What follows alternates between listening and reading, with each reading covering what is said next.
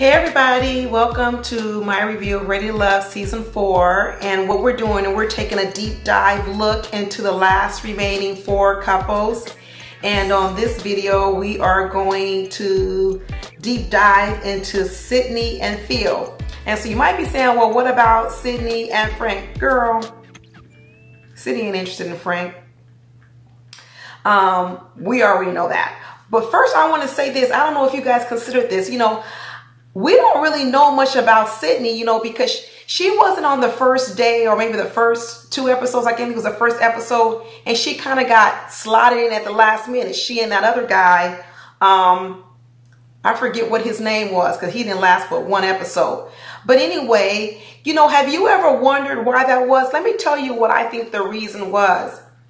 I think that the producers found out that Camille and Cornelius had already known each other and were already dating. Now, let me tell you, I don't have no evidence of this, no proof of this. This is just what's in my gut. Because there's really nothing else that kind of makes complete sense to me why they would have added Sidney at that time. They already had their couples. I think they got a whiff that Camille and Cornelius already knew each other, and they knew that that was going to be a dead issue. That Camille and Cornelius really weren't going to sort of play the game because they were really already coupled up. And I think it also explains, one, why they connected so soon. Well, it appeared to us they connected so soon, and how they connected so strongly. And 2, it also, to me, explains how possessive Camille was over Cornelius, because I think she already had a relationship with him, or at least they was doing something, knew each other or something. And it also explains to me why Cornelius continuously defended her and why he wasn't too bothered by the things she was saying or doing. When you already know a person and you see them do something over here, but you know them a different kind of way, you don't get so riled up over the over here stuff. Now, you and I, we didn't know anything about Camille except what we saw. And what we saw was troubling. It was very troubling.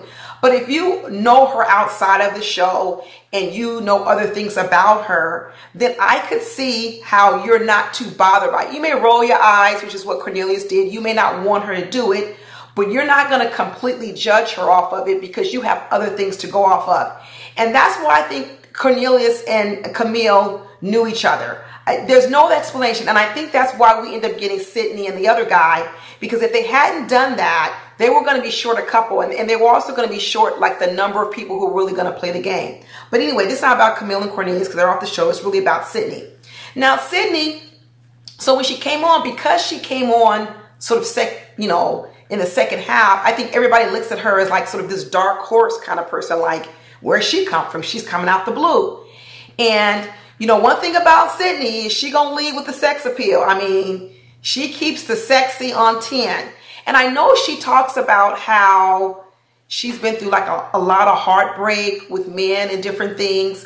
And I could actually see a lot of men interacting with Sidney in a way she doesn't want them to interact with her, because she does lead with sex appeal.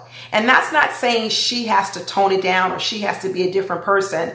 But I could see how a lot of men would just, be lustful for Sidney. And, to always have to deal with people who are dealing with you in that way, that's a lot. I remember when I was younger, I used to have this friend and she had really huge breasts. And I didn't have big breasts, growing up, but she had really huge breasts. And when we would go out, I would notice that men wouldn't even look at her in the eyes. They wouldn't even look at her in the face.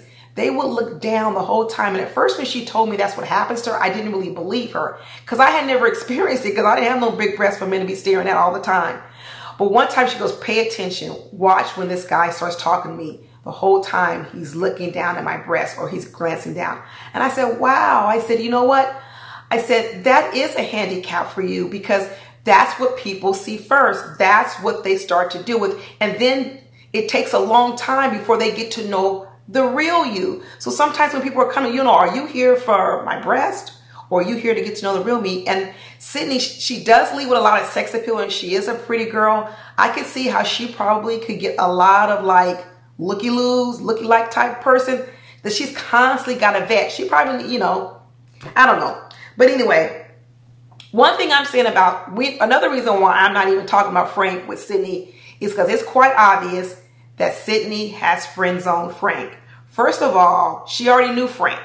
So if she knew Frank in the business world, if she had any interest in Frank, she could have shot that shot back then.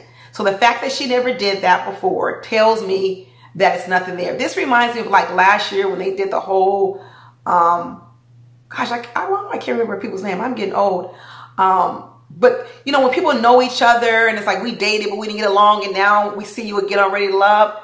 No, if I passed by you a year ago, 2 years ago, a month ago, ain't nothing changed. So I don't know. I don't think she was really, I think she maybe looked at it, but I think he's friend zoned. And then when she was having the whole meet the parents thing, first of all, Frank didn't get to meet the parents. Phil met the parents. Frank met the girlfriend.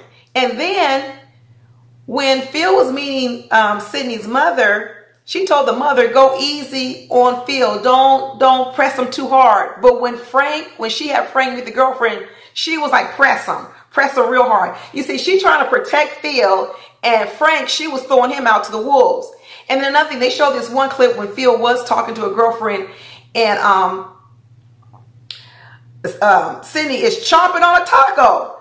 I said, oh, she don't like Frank.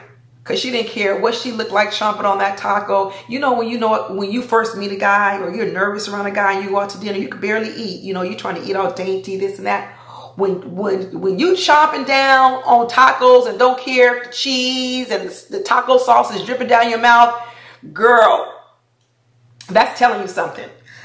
Ooh, excuse me. But anyway, I really don't think Sidney is into Frank at all. So first of all, you know, let's not talk about that. The other thing, now going to Phil. Phil is 37, Sidney's 33. Phil's an entrepreneur. He's like a consultant and stuff like that. Sidney, they say she's an entrepreneur. I guess she's in the beverage industry like Frank is, but they didn't really tell us what she does in the beverage industry. Just I guess she's an entrepreneur. What does that mean? You own your own business? I'm not for sure. But anyway, Phil's 37. He says he's ready to settle down. I know a lot of people are like wondering, you know, it's interesting because in his profile, he said that his last relationship, he was in it for 2.5 years. But the reason why they broke up was because she wasn't ready to go to the next level. So does that mean that he is ready to go to the next level? Because a lot of people think like Frank's just playing around out here. I'm not Frank, sorry. Phil is just playing around out here. But we do know that Phil definitely he's an under-communicator. Okay, I don't want to say it's a communication problem, but he's definitely an under-communicator because now we've heard from 2 women. And see, these are the type of things whereby you just can't overlook it. Once you start hearing it repeatedly, you kind of got to know there is something there. It doesn't mean you wash the guy away. But when they were meeting the exes and Phil's ex came and they asked a question like, what are some of Phil's, what could he be better at red flag? I think Shiloh actually was the one that asked the question. The ex said, well, I think he could be a better communicator, which is so ironic because Shiloh heard that and she still was expecting all this communication out of Phil. It's quite obvious he's a bit stifled. He's a bit closed in. And so how would that play with Sidney versus how it played out with Shiloh? We can see what it went with Shiloh. It went left real fast. With Sidney, I think it's going to be a little bit better because I don't think she's as serious. Doesn't mean I'm saying like she's ditzy or anything like that. I'm just saying I think she's a little bit more carefree, a little bit more lighthearted. And I don't think she's going to have the requirements of all that deep conversation that maybe another woman has. And one thing I think where they're going to do all their talking is in the bedroom. Phil gonna be quiet as heck everywhere else, but in the bedroom, he gonna be talking a whole other kind of way. He showed his talk in the bedroom because when Sidney and Phil kiss, let me tell you, it's passionate. You can see it on the screen. These 2 have serious sexual compatibility, or I should say, I don't know if they've had sex. I'm just saying they definitely have that sexual attraction to each other. He grabs her, he pulls her in. Sometimes she's got to pull away from him. He don't want to let her go. So you know what? The question of the day with, you know, Sidney and Phil is it lust or is it love? You know, and I'm going to go with Sidney. That, of course, I don't think it's they're in love. But with Sidney, I'm going to go, I think it can turn to love for her.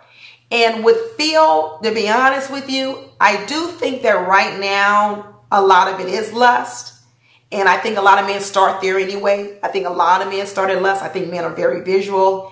And if they don't have the attraction, it can't go too much further anyway. So the fact that he does have that in the beginning, I think that that is good, because that means Sidney got his attention. And I'm going to say that he can grow in love, because he said that in the last relationship he was in, it was the woman who didn't want to go further. So that tells me he really is interested. I mean, he's 37, so he's got to be thinking about having kids and having a family. I don't think he wants to be out here, you know, going through woman after woman. So, you know what? I'm going to go with this can turn into love. So the two couples I think will turn into love are these two, and then possibly Aisha and Danta. If you look at my other video for that, I'm going to pick these two. The other two, listen to the video. You can I'll listen to my other two videos, and you can hear what I think about that. So that's it. What do you guys think? Is it lust or is it love? And let me know down in the comments. Let me know what you think of it. And I'm sorry I was coughing in the middle of the video, but I'm not taping it over because I got to get in here and cook some dinner. And I will catch up with you guys on the Ready to Love after this week's episode. Until then, take care, and I will talk to you later. Bye.